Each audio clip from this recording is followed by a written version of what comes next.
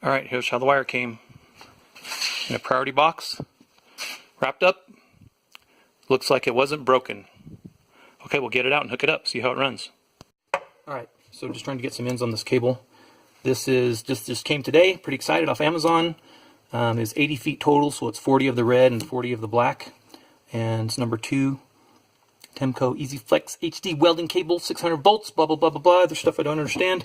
That's okay. So what I'm trying to do is be able to run a longer cable from this Primeweld welder, because I have a project that I don't want to be using 10-foot cables on. I'm going to want some more range than that. So my original plan was to go with 50-50, and 40-40 was just a little bit cheaper, and I think that'll be plenty, because I'm going to put some pigtails on it as well. They're a little bit lighter than this 2 gauge.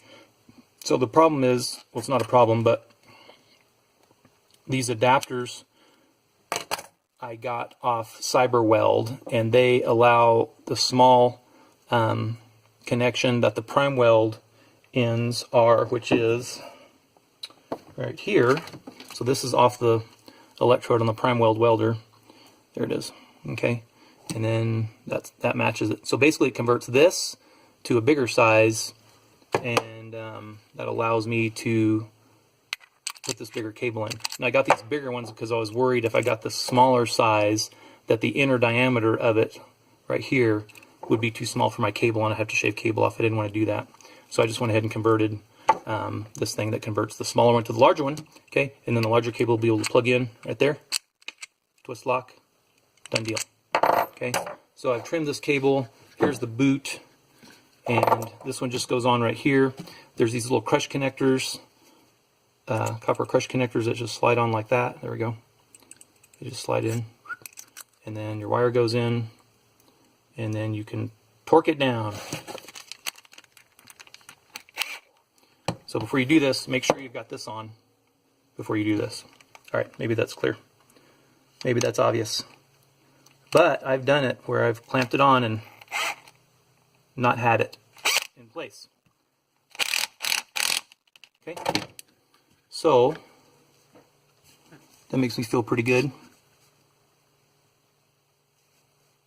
Nice and crushed, good contact everywhere. We'll pull this over. Now these have little keys, or at least this model does, for these 2 little slots. There's a slot there and a slot there, and a bump there and a bump there. So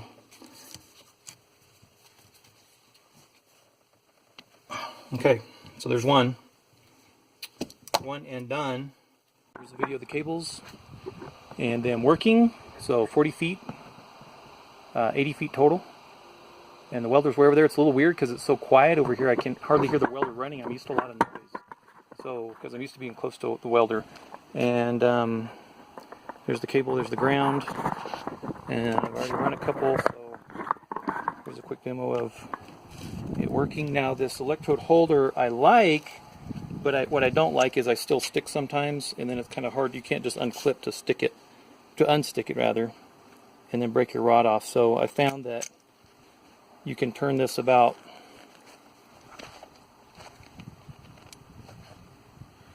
one full turn and pull the rod out. So there's a half a turn, and there's a full turn, and then you can pull the rod out. Maybe I'm tightening it too tight, I don't know.